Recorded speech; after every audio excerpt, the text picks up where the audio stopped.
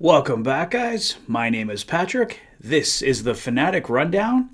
The Edmonton Oilers with a huge 3-0 victory over the Philadelphia Flyers tonight. Mikko Koskinen picking up a 39-save shutout. His strong play continues, so fantastic to see for Koski. He was outstanding tonight. Just before I dig into the game, Daniel Nugent-Bowman of The Athletic posted an interview he had with Ken Holland tonight, and it's an excellent read. I encourage everyone to check it out in its entirety, but I just wanted to go over what I thought were some of the key points from the interview. Holland feels that where the Oilers are in the standings in the final days leading up to the deadline will dictate whether or not he's a buyer. He doesn't see the Oilers as a seller, but he may stand pat depending on the situation. But he does state that he will work the phones to see what he can do. Holland wasn't willing to reveal what he sees as the Oilers' biggest priority going into the deadline. He likes what he sees from the prospects like Ryan McLeod and Marcus Niemelainen. He's comfortable moving forward in goal with Mikko Koskinen, Mike Smith, and Stuart Skinner as the number 3. He's still not willing to move his first-round pick or a top prospect for a rental. He states that Kassian will be back before the deadline, so it won't be possible to use his LTIR cap relief to augment the roster. On Josh Archibald, it sounds like if he's able to play in the weeks ahead, he will, despite the restrictions with his travel. On Oscar Klefbom, Holland reports that Klefbom was trying to push harder in his training in December and January, but had significant setbacks. Klefbom is feeling better as far as day-to-day life goes, but Holland definitely feels pessimistic regarding him ever playing again. There is no timeline on a potential Dylan Holloway call-up, but Holland likes his progress so far. And lastly, we will not hear about any decision on the future of Jay Woodcroft and Dave Manson until the season is over. Regardless of the current results, Holland says it's strictly an off-season decision. So yeah, a lot to go over there, guys. I get Ken Holland being patient and wanting to see where the Oilers are at in the standings. Obviously, you don't want to go through a bunch of assets trying to make the team better if they're continuing to lose. But since Jay Woodcroft took over, the Oilers are now 7-3. They're looking much stronger. They're playing better defensively. There's still things to work on for sure, but let's be honest, this team hasn't had a lot of practice time. I've been really happy with the results under Jay Woodcroft so far. Personally, I've already seen enough that I would be offering Jay Woodcroft a multi-year contract. Obviously, Ken Holland doesn't feel the same way. He wants to keep the decision till the off-season, so we'll see what happens there. If things go really badly, maybe it won't even be Ken Holland's decision to make, so we'll see what happens. I agree with Holland that Ryan McLeod and Marcus Niemelainen have looked fantastic lately. McLeod has a ton of jump. You're seeing him use his speed. He's added some physicality to his game, which has really helped the Oilers. Marcus Niemelainen has looked fantastic. He's added that physical element for the Oilers, giving them great depth. So personally, I think Niemelainen should be up with the Oilers for the rest of the season. I don't want him going back to Bakersfield at all. He's depth that the Oilers need, and he's been a huge difference maker for them so far. Ken Holland says he's good with the goaltending right now, and after tonight, Mikko Koskinen has just been on fire lately. Mike Smith even had a good bounce-back game against Carolina.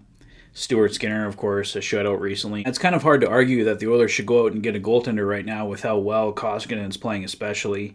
Mike Smith I need to see more of. I definitely need to see more consistency if I'm going to give him a passing grade. Stuart Skinner has looked fantastic for sure. I still think the Oilers should go out and get a goaltender and try and move one of Mike Smith or Mikko Koskinen.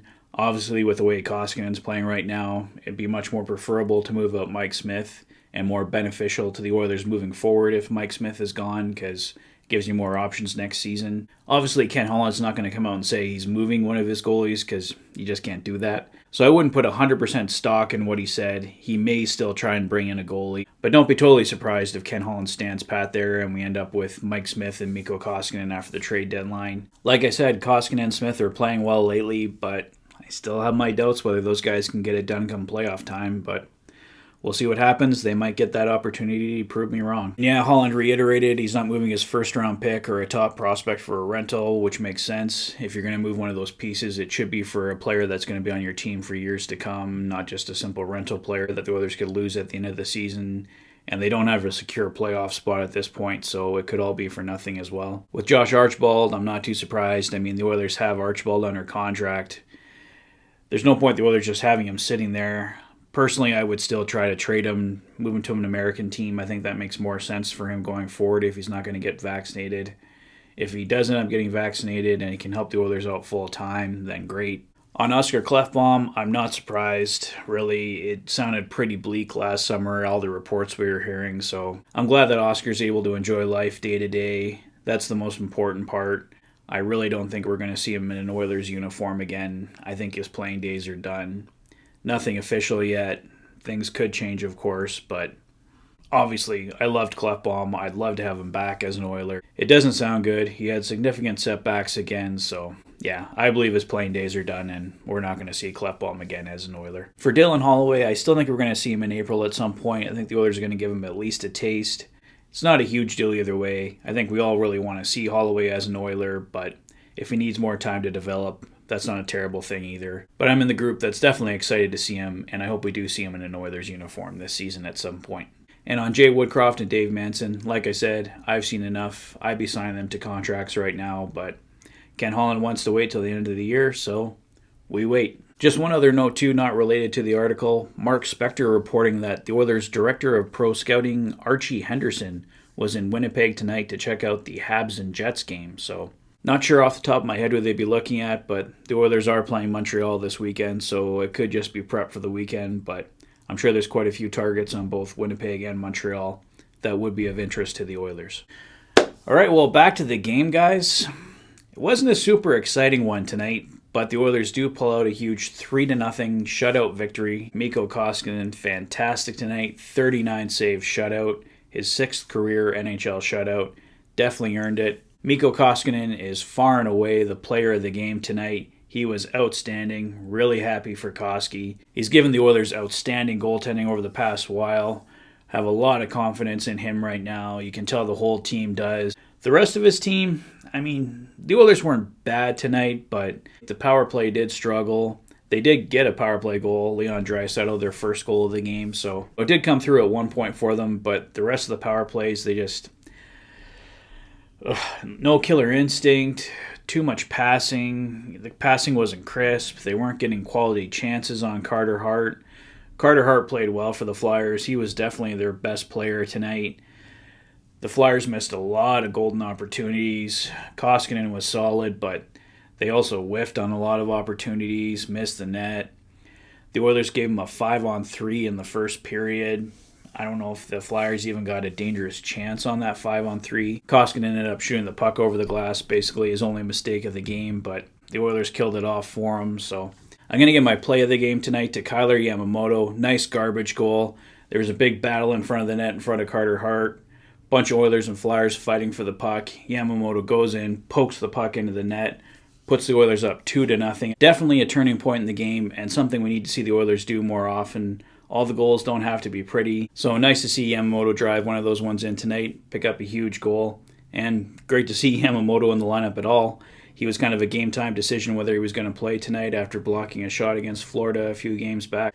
Duncan Keith was also back in the lineup tonight for the Oilers. He looked solid, really helped the top four having Duncan Keith back in.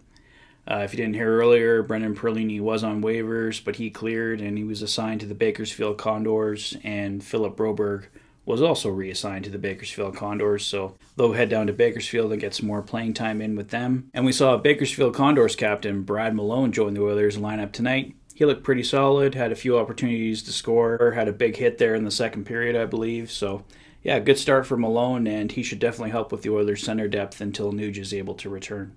But yeah, guys, overall, a solid win for the Oilers. Wasn't their best game, but they did what they needed to do to get the win tonight, moving to third place in the Pacific, so a huge 2 points for the Oilers. Let me know what you guys thought of the game and all the big news from Ken Holland and Daniel Nugent-Bowman tonight in the comment section below. If this is your first visit to the channel and you like what you see, please consider liking and subscribing for all the latest Oilers content. You've been watching the Oilers Fanatic. Thanks for being a fan.